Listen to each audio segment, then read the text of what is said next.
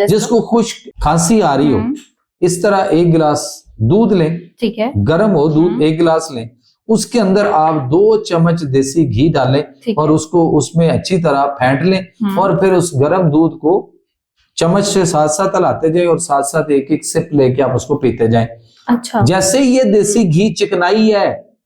तरी है, जैसे ही आपके गले में और नाली में से वहां जाएगी, मैदे में पहुंचेगी और वहां से आगे वो तरी दूर तक फैलेगी, तो आपकी खुश्क खांसी का इलाज जो है वो घर बैठे इन तरीके से मुफ्त में आसानी के साथ हो जाएगी। लेकिन अगर आप खुश्क खांसी के लिए डॉक्टर के दरवाजे पे चढ़ गए और उसने आपको एंटीबायोटिक पे लगा दिया,